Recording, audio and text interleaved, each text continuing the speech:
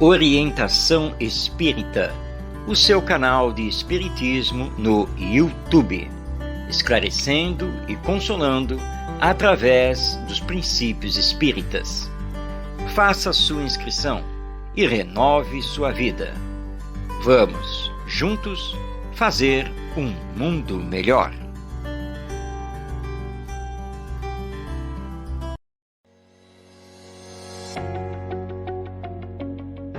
Em todos os momentos, o livro espírita é a melhor companhia.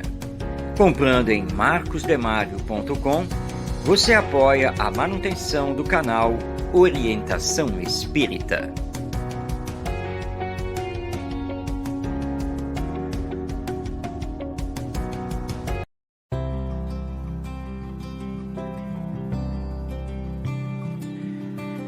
No canal Orientação Espírita, você encontra variada programação, pensada e feita para você.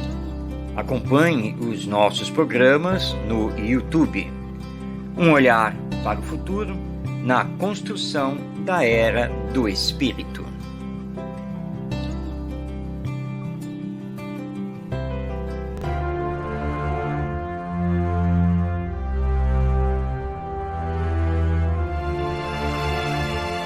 Tem início mais uma edição de Ante os Novos Tempos, um olhar voltado para o futuro da humanidade através das revelações dos Espíritos, na mensagem consoladora e esclarecedora do Espiritismo.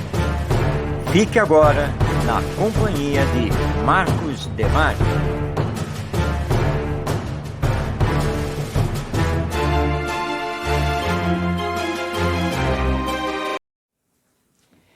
Olá, iniciamos mais um programa Ante os Novos Tempos, trazendo a você a mensagem do Espiritismo sobre a realidade imortal do ser humano, sobre a vida que continua após a morte. Ante os Novos Tempos tem a finalidade de trazer a você a Era do Espírito, essa nossa caminhada ao mundo de regeneração, onde o bem predominará sobre o mal. O que é o Espiritismo? Quais são os seus princípios? A aplicação desses princípios, as suas consequências morais na nossa vida. Tudo isso você encontra aqui no nosso programa e então iniciamos mais uma edição de Ante os Novos Tempos. E para isso, nós vamos passar a palavra a você. Você que vem nos acompanhando, você que vem nos prestigiando, porque o primeiro momento do nosso programa é sempre voltado para responder às suas indagações, às suas dúvidas. Portanto, você pode enviar a sua pergunta aqui para o nosso programa para que possamos, então, responder. Vamos, então, dar início? Perguntando e aprendendo. E vamos dar início com a Andréia Santos, que é da cidade do Rio de Janeiro. E ela então pergunta: o que o Espiritismo tem a dizer aos familiares que estão lidando com a morte de entes queridos diante da pandemia e da violência em geral? Primeiramente, o nosso mais profundo sentimento a todas as famílias que estão vendo seus entes queridos partirem, muitas vezes de forma não esperada para a morte, através da pandemia da Covid-19. Mas temos a dizer, com o Espiritismo, a todos os familiares que aqui então se encontram, que a morte não existe. A vida continua além da morte, e que nada acontece fora dos desígnios superiores e perfeitos de Deus, nosso Pai. A dor da separação, a dor da perda do ente querido é legítima, sem nenhuma dúvida. Mas o Espiritismo nos esclarece e ao mesmo tempo nos conforta ao dizer que, em verdade, não há uma perda, não há uma separação definitiva. Aquele que parte através da morte vai continuar vivo, porque ele é um espírito ou uma alma imortal, como todos nós somos. A morte é apenas a porta que se abre para o retorno desse espírito ao mundo espiritual. E ele vai continuar a amar os seus entes queridos, e assim que lhe for possível, ele dará continuidade ao auxílio a esses entes queridos que ficam aqui na Terra. Então, diante da partida de um familiar, através da doença provocada por esse vírus, tenhamos todos em mente que a morte não está acontecendo por acaso. Muitas vezes o vírus é apenas o gatilho de um processo que já estava em andamento, porque estava chegando o momento da desencarnação, do retorno dessa pessoa ao mundo espiritual. Para esse que abriu as portas da morte, os entes queridos, os familiares, precisam orar por ele, pensar bem sobre ele, porque o espírito, ele é extremamente sensível às nossas emoções, aos pensamentos que dirigimos a eles. O momento da morte deve ser aquele momento afetivo, a despedida natural, a saudade que vai ficar, mas sem nos despedaçarmos, nós os que ficamos aqui na Terra, ainda nesta encarnação. Nós devemos agradecer a Deus pelos momentos de convívio, por tudo que pudemos fazer juntos, e sabedores de que o nosso ente querido continua vivo, assim como nós. E como ele vai dar continuidade à sua vida no mundo espiritual, nós precisamos dar continuidade à nossa vida aqui na Terra, pois assim Deus quer, assim Deus estabeleceu. Nós não temos como questionar os desígnios divinos, porque eles são muito superiores a nós, mas sabemos que eles sempre são justos.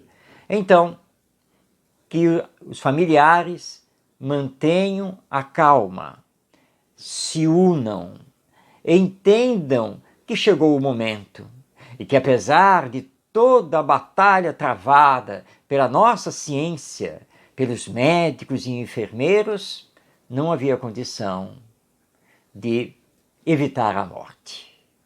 Então, para nós espíritas, com todo sentimento, a morte representa uma libertação, a libertação das cadeias da matéria, deste corpo que nos limita. E que aquele que partiu possa partir com tranquilidade, com paz de espírito, recebendo boas vibrações dos seus entes queridos. Isso também vale para aqueles que partem através da violência, através, então, desses atos criminosos que levam muitas pessoas a desencarnar. Aqui, o Espiritismo também tem a dizer que é totalmente contrário a qualquer tipo de violência, porque estamos reencarnados para darmos continuidade ao aprendizado do amai-vos uns aos outros. É isso que precisamos estabelecer na nossa humanidade. Portanto, nós somos sempre a favor da vida, contra a violência de qualquer ordem. E poderíamos minimizar bastante esse quadro se já estivéssemos mais moralizados, mais espiritualizados. E esse é o esforço que temos que fazer no aqui e agora, no planeta Terra, para que tenhamos uma humanidade melhor. Mas seja como for, o processo da morte, da desencarnação, precisamos manter a nossa calma, a nossa confiança em Deus, sabendo que chegou o momento e que a vida continua. E que nós poderemos estar com um ente querido que partiu através dos sonhos, através do sono, quando vamos dormir e nos desprendemos parcialmente do corpo e vivemos a realidade espiritual. E que Ele poderá estar conosco a qualquer momento para nos acariciar, nos intuir, nos proteger. Portanto, a calma, a confiança, a oração e dar continuidade ao viver, porque tudo passa. O tempo é o nosso maior tesouro. E aí depois nós vamos entender que era preciso mesmo. Havia chegado o momento, como chegará também o nosso momento, porque a morte é a única fatalidade da existência humana. Morte, repetindo, que não é o fim de tudo. A morte que é simplesmente a porta de passagem para o nosso retorno ao mundo espiritual. Então que todos tenham calma. Esta pandemia vai passar. A violência será controlada. O mal será suplantado pelo bem a partir dos esforços que estamos fazendo para colocar em prática o amai-vos uns aos outros, nos ensinado por Jesus. Muito bem, nós temos agora a pergunta que vem lá de São Paulo, capital. Ela foi formulada pela Regina. A depressão é uma doença da alma? Bom, essencialmente, sim. A depressão é uma doença da alma. A depressão está muito ligada à melancolia, à tristeza, à falta de objetivos superiores na vida. Está ligada também ao vazio existencial, essa nossa falta de visão de sermos seres imortais.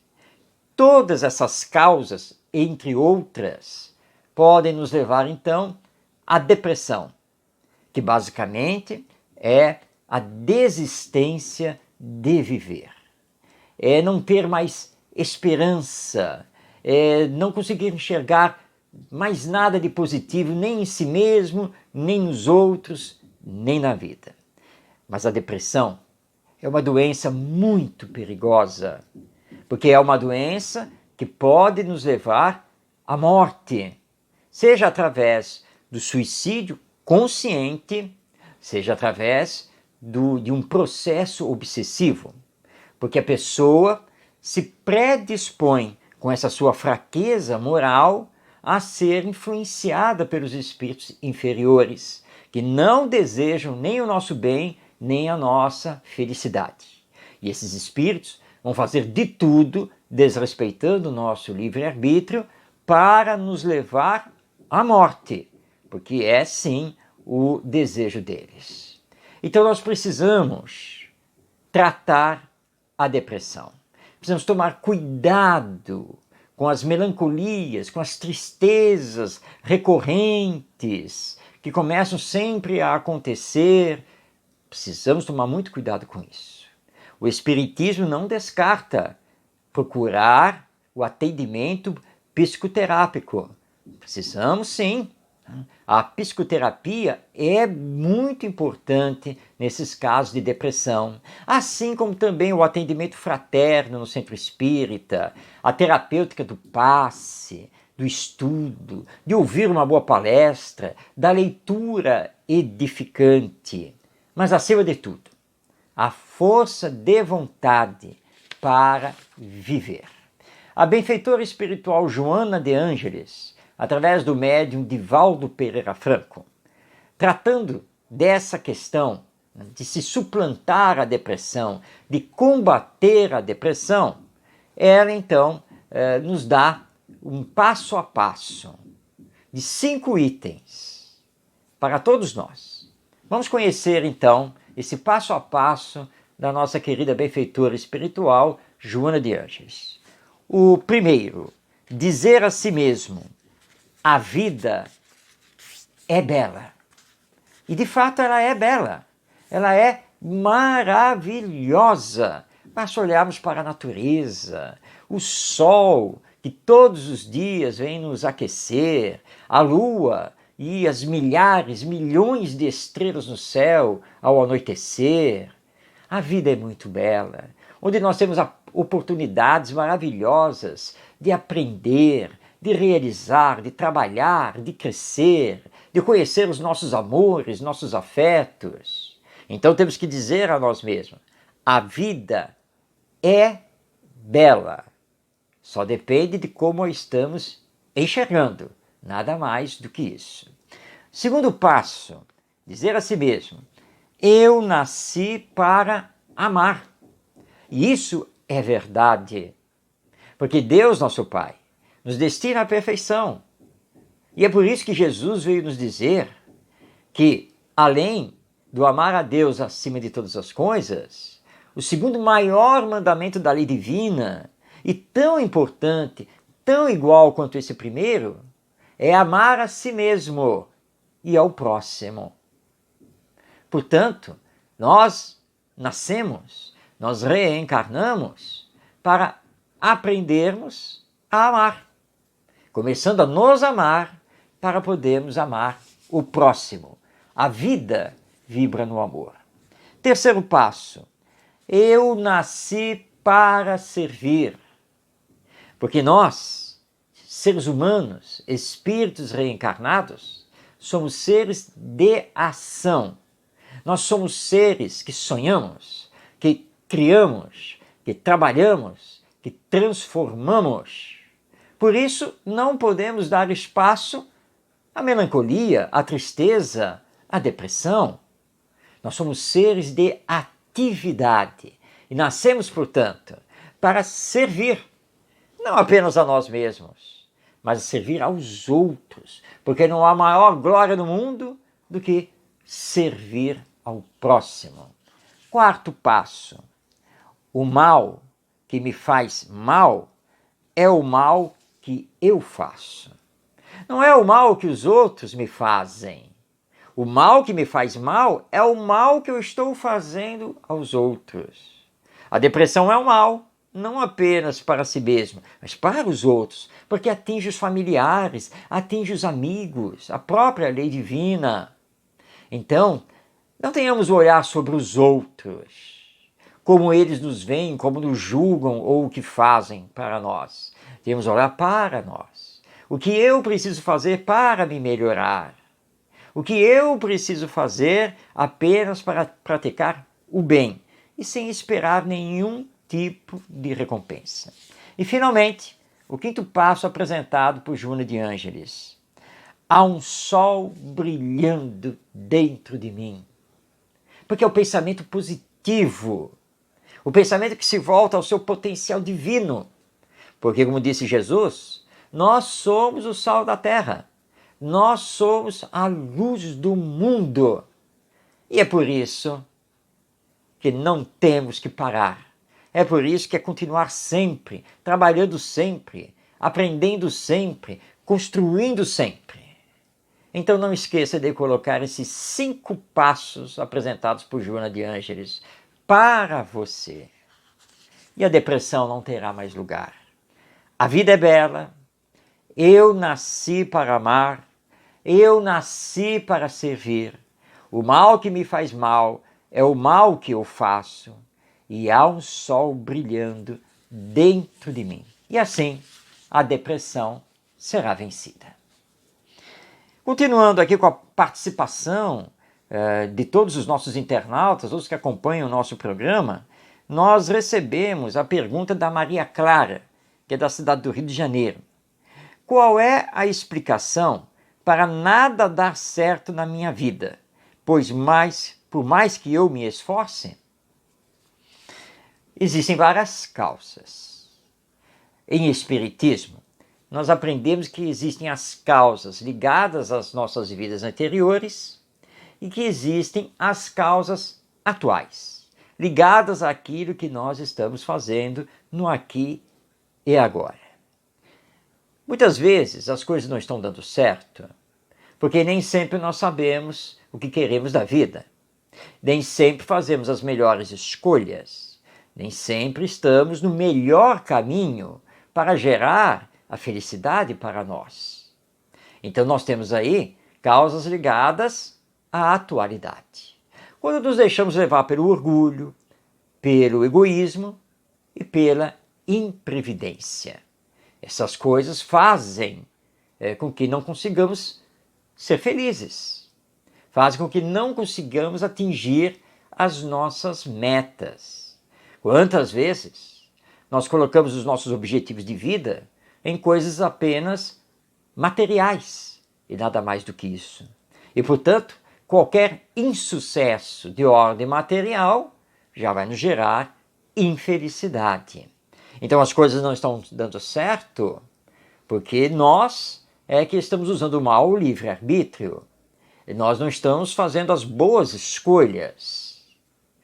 Outras vezes, sim, nós temos questões que são ligadas a existências passadas. E aí, então, são bloqueios naturais que temos, a nossa personalidade um pouco mais difícil, a ação dos espíritos inferiores sobre nós, porque nós não descartamos essa influência que muitas vezes nos prejudica. Portanto, existem várias causas para explicar a nossa falta de sucesso na existência terrena. Mas será que ter dinheiro, status social e outras coisas ligadas à matéria, será que essas coisas é que geram a verdadeira felicidade? Na verdade, o Espiritismo nos mostra que a verdadeira felicidade está no desprendimento das coisas materiais e na prática do bem ao próximo. E aí pouco importa como se sejamos feios ou bonitos, se temos um bom emprego ou não, pouco importa se está sobrando dinheiro ou pelo contrário, nada disso importa. Importante é que sejamos homens e mulheres de bem. E onde estivermos, estarmos felizes pela possibilidade que temos de ajudar o próximo. Então, todos aqueles que estão achando que nada dá certo nas suas vidas, calma. Parem para pensar, refletir, meditar com maior profundidade nas suas decisões de vida. Será que é preciso refazer a caminhada? Há que se ter então a coragem para isso. E sempre nas suas orações, rogar o auxílio dos bons espíritos que nunca nos abandonam e continuar as suas tentativas, continuar com perseverança o seu trabalho, porque o amanhã pertence não somente a Deus, mas pertence aos esforços que estamos fazendo para nos melhorarmos e estarmos sempre no campo do bem. Nós recebemos aqui também a pergunta da Cristiane, que é da cidade do Rio de Janeiro. Existe o mal olhado? Os trabalhos feitos contra alguém são perigosos? Muito bem. Nós, aqui do Brasil, temos uma raiz mística muito grande. Nós temos envolvimento com a realidade espiritual já de há séculos, trazidos pelos vários povos que formam o povo brasileiro. Quando falamos em mal olhado, nós estamos falando de dirigir o mau pensamento a uma pessoa. Pensamento é energia. Toda energia pode ser direcionada e energia tem força.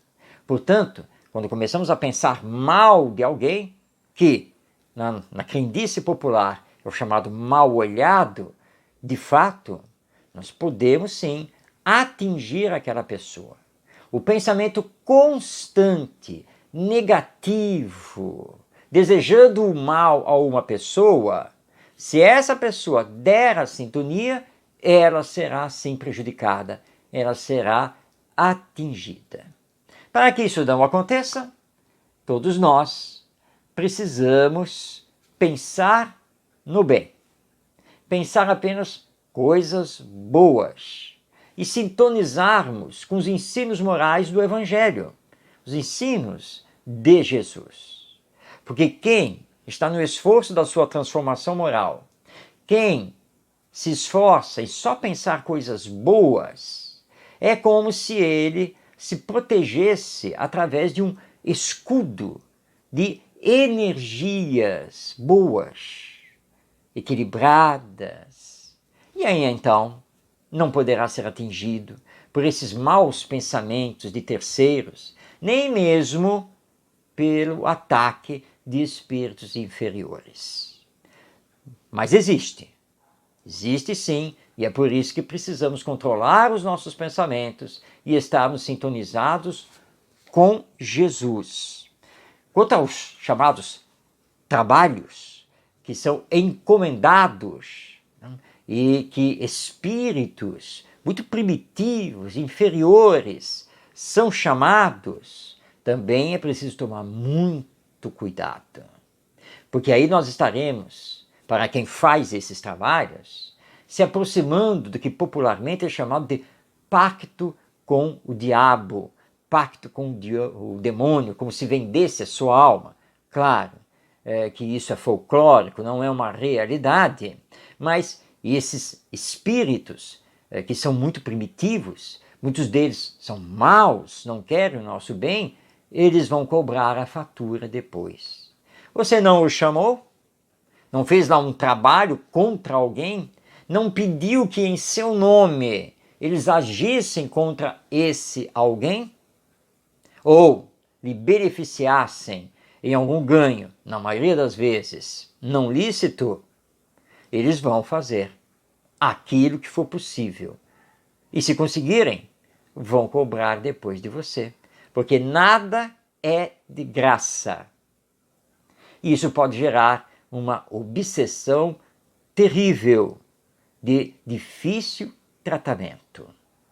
E nós, porventura, estamos sendo invejados por alguém que esteja querendo nos derrubar e não queira o nosso bem, estejamos sempre sobre as bênçãos, sobre a proteção do nosso Mestre Jesus. Não somos isentos, porque será uma prova para nós, mas com fé, com Jesus, sabendo dessa realidade espiritual, nós poderemos vencer. Então, tenhamos cuidado com isso. Então, é o melhor caminho. O melhor caminho é perdoar, é esquecer as ofensas, é compreender o outro e tentar manter bons relacionamentos, sempre com base no amor. Mas entendamos que as energias mentais e as energias espirituais são uma realidade, tanto para o bem quanto para o mal. Nós temos agora a pergunta também, vinda da cidade do Rio de Janeiro, do Pedro, e o Pedro nos indaga: como podem pais saudáveis gerarem filhos com deficiências físicas e mentais graves? Qual é a causa disso? Quando a nossa ciência, com todos os seus mecanismos de pesquisa, não consegue dar uma explicação lógica, não consegue explicar todos os fatos, isso legitima que busquemos então as causas fora do organismo físico, fora da matéria, fora do biológico. Se os pais são saudáveis, as pesquisas não encontraram genes defeituosos, nem nos pais, nem nos avós. Nasce um filho saudável, sem nenhum problema. Veio o segundo filho, e esse segundo filho apresenta uma deficiência grave, seja ela orgânica ou mental. de fato, a nossa ciência não consegue explicar. Então, isso nos leva a procurar a causa pelo lado espiritual. Mas para fazer essa busca, nós temos que admitir a imortalidade da alma e a reencarnação. Porque são as duas chaves que vão explicar com lógica esses casos. Como que um filho nasceu com a síndrome de Down, por exemplo. Como um filho nasceu paraplégico e assim por diante. Não há quadro nenhum sobre isso na família. Os pais são saudáveis, o primeiro filho é saudável. Como explicar isso? Só a reencarnação. É a única via para dar uma explicação lógica. Ou seja, esse espírito, agora presentemente reencarnado, com essa necessidade especial, com esse transtorno psíquico, esse espírito, muito provavelmente, em existências passadas, abusou da sua inteligência e, nesse abuso, prejudicou a muitos. Esse espírito pode ter sido um desrespeitador da vida alheia, pode ter agido com muita violência, ter cometido crimes, enfim. Ele enveredou pelo campo do mal, não soube semear o bem, prejudicou a muitos e a si mesmo. Prejudicou, inclusive, o seu perispírito, o seu corpo espiritual. E aí, então, ele tem a necessidade de voltar ao mundo físico, de ter uma nova experiência num novo corpo. É a reencarnação. Mas ele vai ter que assumir as consequências de tudo que ele semeou no passado. Porque a cada um é dado segundo as suas obras. É assim, e muitas vezes, com o perispírito lesionado, com a própria mente transtornada, perseguido por muitos que até hoje não o conseguiram perdoar. Ele, então, na formação do novo corpo físico, vai impregnar esse corpo com o seu desequilíbrio mental, com as suas lesões perispirituais, com o seu magnetismo, que ainda é negativo. E o corpo vem com sequelas. É uma expiação para esse espírito. Será sempre uma prova para esses pais. Pais que, na maioria das vezes, têm ligação com esse filho, com esse espírito, ligações feitas nessas vidas passadas. E aí estão eles novamente juntos, unidos, um para expiar através do sofrimento, outros passando por uma prova para agora amá-lo e conseguir fazer todo o possível para o seu bem-estar. Muitos desses espíritos vão servir também à nossa ciência, porque a ciência vai se debruçar sobre esse caso e vai então conhecer melhor, vai promover tratamentos, novas medicações. Portanto, tudo se liga, tudo se liga. E aquilo que parece um grande mal, na verdade, vai fazer um grande bem a todos os envolvidos. O que foi que o Espírito fez no passado? Não nos compete abrir essa porta. O importante é o amor. Portanto, mesmo que a ciência detecte uma má formação do feto no útero da mãe, essa gravidez deve continuar.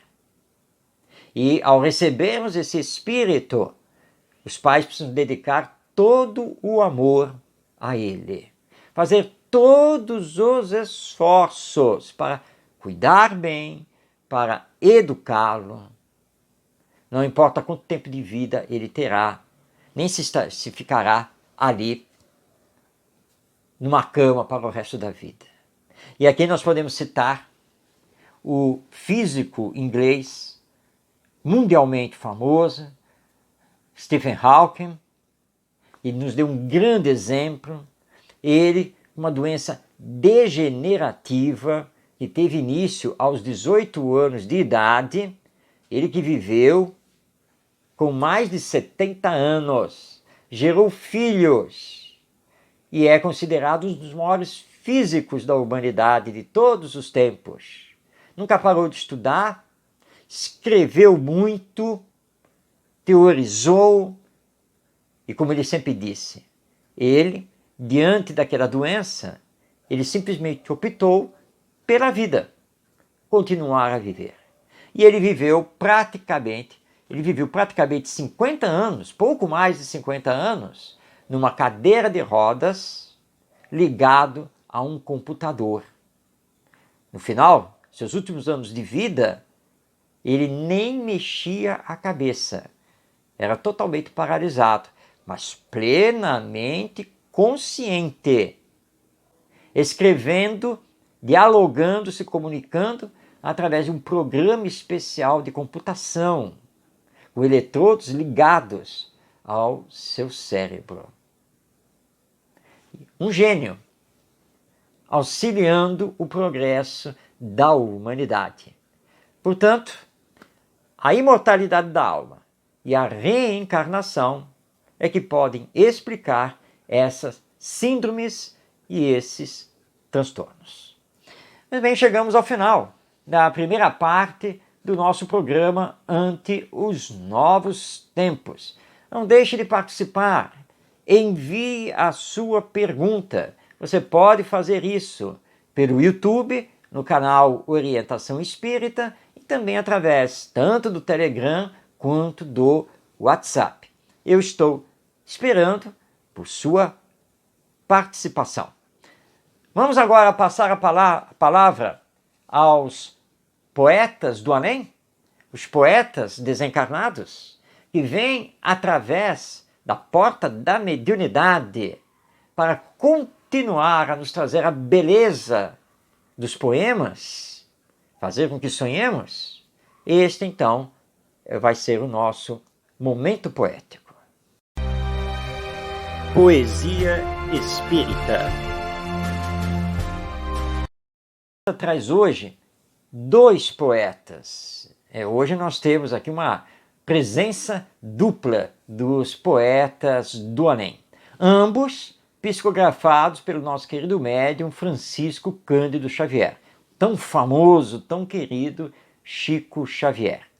As poesias estão na obra Relicário de Luz, autoria de espíritos diversos, numa edição da Federação Espírita Brasileira.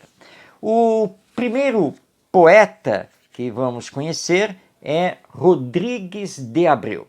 O Rodrigues era paulista, ele nasceu na cidade de Capivari e veio a desencarnar em Campos do Jordão. Ele viveu entre os anos de 1899 e 1927. Rodrigues de Abreu era conhecido como o poeta triste das rimas róseas. E em vida, que foi uma vida curta, ele publicou 3 livros, além de poemas esparsos através da imprensa. Ele volta então através do nosso Chico Xavier e vai nos apresentar a poesia Na Luz do Bem. Passando então a palavra ao poeta Rodrigues de Abreu. Em plena cova escura, desce a mão generosa do operário do pão. Enquanto se faz ele condutor da semente, recebe sobre o rosto os borrifos do charco. E vermes asquerosos, que residem no pântano, atiram-se-lhe aos dedos, tentando corromper-lhe o sangue nobre e puro. Mas, longe de temer os golpes da maldade, enxuga, forte e humilde, os salpicos da lama e, suando, a cantar, prossegue em seu trabalho, porque sabe e confia que a semente, amanhã, será beleza e flor, ramaria e alimento para a vida abundante a estender-se na terra. Assim, também no mundo, se procuras plantar no campo da virtude, sofrerás, com certeza, os assédios do mal, através da calúnia, da miséria ou da sombra. O lodo não perdoa quem lhe arremessa a luz aos abismos do seio, mas, se tens clara fé na grandeza do bem, cultiva sem cessar a bondade fraterna e o futuro feliz bendirá teu concurso.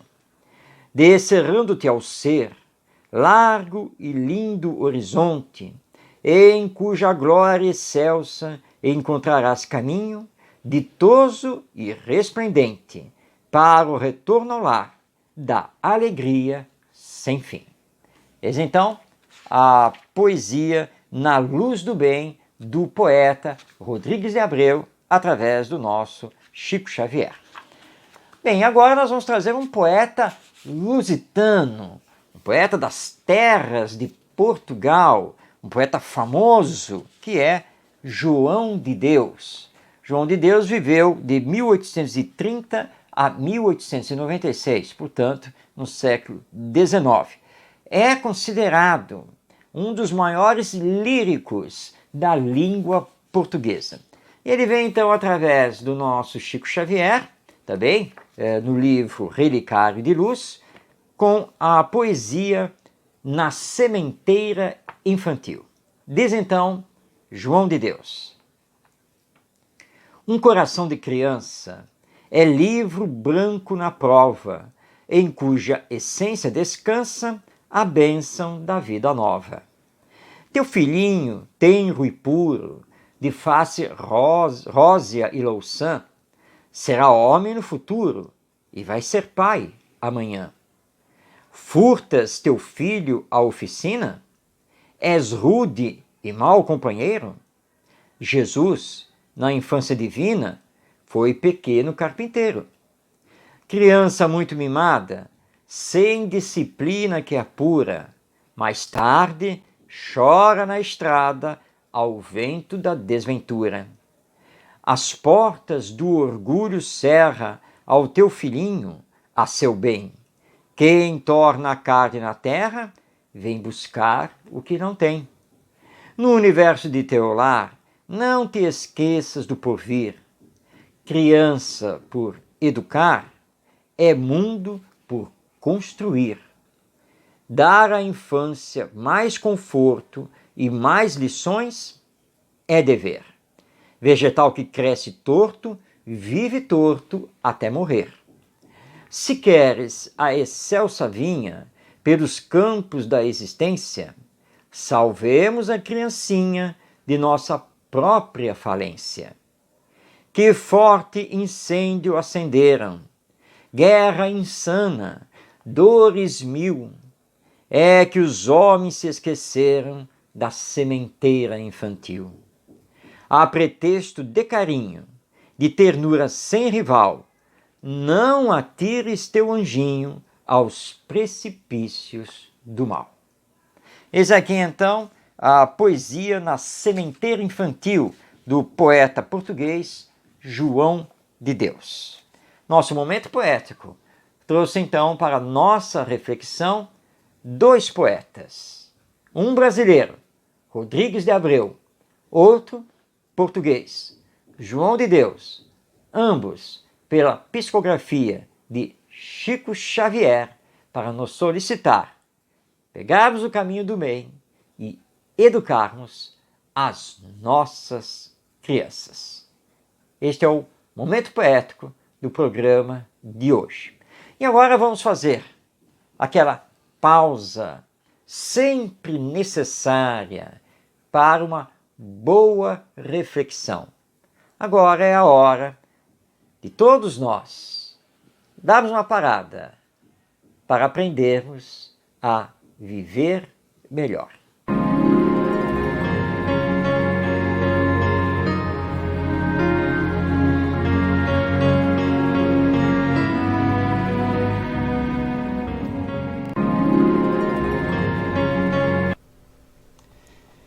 Diante dos dias difíceis, dos problemas a resolver, das aflições que visitam seu coração, guarde a esperança de dias melhores, pois nunca somos desamparados por Deus e nada nos acontece por acaso, ou seja, tudo tem a sua razão de ser.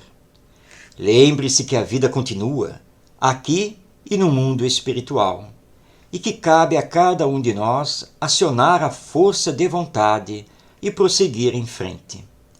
Não esqueça de utilizar a oração para pedir forças, pois com ela Deus lhe dará amparo e os bons espíritos irão lhe inspirar a fé diante das provas da vida. Guarde sempre a esperança.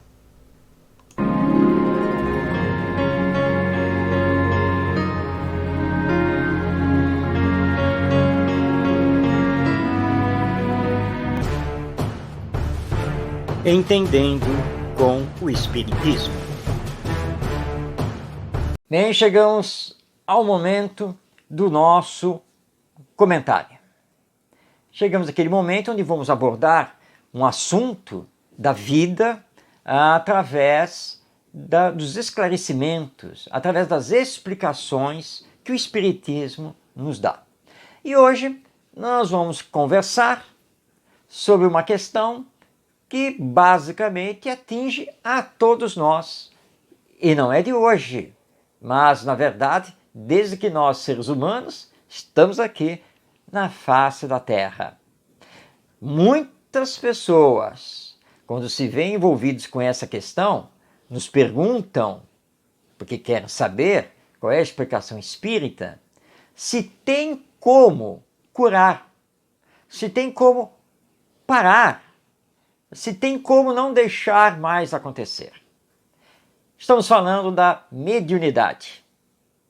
Você já não ouviu falar isso? Eu gostaria de parar de ver os espíritos. Se eu for no centro espírita, não tem um tratamento para acabar com essa mediunidade, porque mediunidade só atrapalha a minha vida. Nós ouvimos muito essas colocações e outras ligadas à mediunidade. Vamos então, primeiramente, saber o que é mediunidade. O Espiritismo nos explica que a mediunidade é um fenômeno natural, pertence ao ser humano e é um fenômeno, na verdade, orgânico e, claro, também espiritual. Ou seja, nós nascemos com determinadas predisposições para servirmos de intermediários entre os desencarnados, chamados espíritos, e os encarnados, nós, que também somos espíritos, só que estamos na condição de estarmos encarnados através de um corpo físico, orgânico. Quando estamos no mundo espiritual, nós estamos na condição de desencarnados, vivendo apenas com o corpo espiritual, que o Espiritismo chama de perispírito. Ou seja, espíritos e almas, que somos nós, todos, na verdade, somos seres humanos, compomos a humanidade terrena. A mediunidade é a ponte de comunicação entre a vida espiritual e a vida física. O médium é aquela pessoa dotada de faculdades mais especiais que consegue ver, ouvir, conversar com os espíritos, que está apto a receber dos espíritos mensagens psicografadas, ou seja, pela escrita, ou psicofônicas, ou seja, pela voz. Isso é um médium, um intermediário da comunicação dos desencarnados com os encarnados. Mediunidade não é transtorno mental. Mediunidade não é doença. Todos nós somos médiuns. Há que fazermos aqui a distinção entre sermos médiuns, de uma forma geral, e sermos os chamados médiuns ostensivos, aqueles que têm faculdades mediúnicas realmente afloradas. Mas por que todos somos médiuns? Allan Kardec, em O Livro dos Médiuns, deixa muito claro que todos somos médiuns porque todos estamos sujeitos às influências dos espíritos. E a partir do momento que recebemos a influência de um espírito, nós estamos sendo médiuns. Essa influência pode vir através da intuição, de um pressentimento.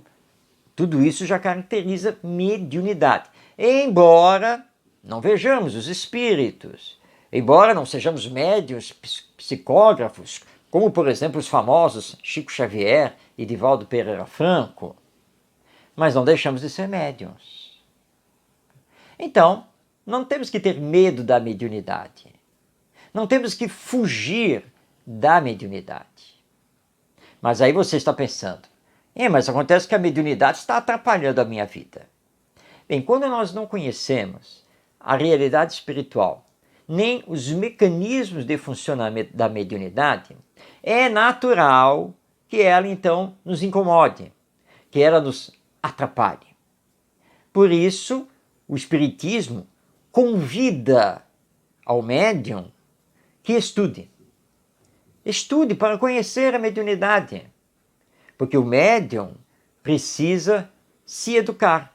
O médium precisa disciplinar as suas faculdades mediúnicas. E o Espiritismo, por ser um corpo de doutrina, tem essas explicações. E aí então, o médium espírita que estuda, que se educa, que se disciplina, ele não tem problema com nenhuma faculdade mediúnica, que em absoluto não vão atrapalhar a sua vida. Porque o médium deve ter a sua vida normal, comum. Ele deve estudar, ele deve trabalhar, ele pode casar, formar uma família, ter filhos, ter uma profissão, tudo normal. Ele não é um ser especial. Ele apenas tem as faculdades que abrem as portas do mundo espiritual. Ele apenas serve de ponte para a comunicação. E ele deve fazer isso com bastante humildade.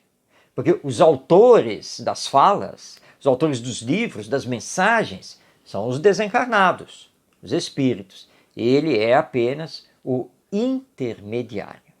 Muitas pessoas sofrem com a mediunidade porque tentam insistentemente fugir dela. E quantas pessoas que têm, por exemplo, a faculdade da vidência e a faculdade de ver os espíritos, na verdade nós não vemos pelos nossos olhos corporais, mas sim vemos pela alma, e a pessoa, apesar disso, teima em não querer saber da realidade espiritual, teima em fugir do espiritismo, e quer porque quer dar um jeito nessa sua faculdade. O jeito é trabalhar com ela. É estudar, é disciplinar, é saber lidar com ela. Quando a pessoa não faz isso, ela pode virar joguete na mão de espíritos inferiores. Porque a mediunidade estará sempre com a pessoa. A mediunidade não acaba, não tem um botão liga-desliga. Assim como também não existe nenhuma máquina, nenhum teste que possa dizer se tenho ou se deixo de ter determinada faculdade mediúnica. Só a experiência vai revelar. E aí nos centros espíritas, além dos grupos de estudos sobre mediunidade, nós oferecemos também a reunião de educação mediúnica, que é justamente para os iniciantes, onde você vai experimentar para ver se você realmente tem alguma faculdade mediúnica. E entendo, você vai com os exercícios e as orientações disciplinando o uso dessa faculdade mediúnica. E a mediunidade é uma bênção divina, porque a mediunidade é a ponte que nos liga à imortalidade da alma, à vida futura que continua no depois da morte. É pela mediunidade que podemos receber as orientações dos espíritos superiores. É pela mediunidade que podemos ter contato com os nossos entes queridos que partiram antes de nós. É através da mediunidade que podemos estudar a realidade da vida espiritual, a vida do depois da morte. A mediunidade é o grande laboratório do Espiritismo, na observação dessa realidade da vida e na descoberta da realidade do mundo espiritual, que vibra aqui conosco, que interage conosco. Mas não nos preocupemos, nem temos que correr atrás de alguma faculdade mediúnica, porque cada um tem a sua missão aqui na Terra, e nem devemos correr da mediunidade, porque isso só nos trará prejuízo. Porque ser médium é cumprir uma missão aqui na Terra. E se nos desviarmos dessa missão, nós teremos que responder com relação a isso. O espírito André Luiz, no livro Os Mensageiros, psicografia de Chico Xavier, é muito claro quanto a isso, quando ele nos mostra que no mundo espiritual, os futuros médiums passam por cursos no centro de mensageiros da coluna Nosso Lar, que é o foco dessa obra. E que quando esses espíritos, ao reencarnarem, fracassam no mandato mediúnico, desencarnam tendo que responder por isso. Então, não vamos fugir da mediunidade, mas aceitá-la. E vamos fazer do intercâmbio mediúnico sempre a ponte para o bem, para o nosso crescimento e o crescimento de todos diante da realidade espiritual da vida. Bem, estamos chegando ao final de mais um programa Ante os Novos Tempos. Agradecendo a você que está aí nos acompanhando, participando do nosso programa. Tenhamos fé que a doutrina espírita nos leve sempre para a vivência do bem, sempre para o estabelecimento da caridade como roteiro de luz na nossa vida.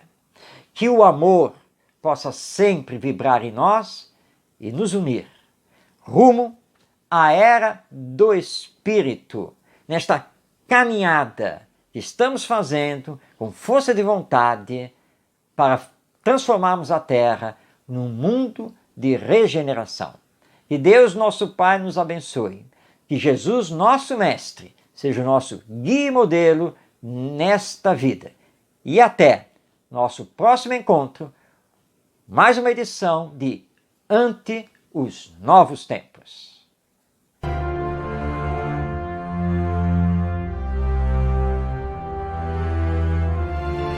Um olhar voltado para o futuro da humanidade, as revelações dos Espíritos, a mensagem consoladora e esclarecedora do Espiritismo.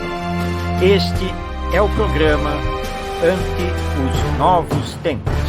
Produção e apresentação, Marcos Demário. Até nosso próximo encontro.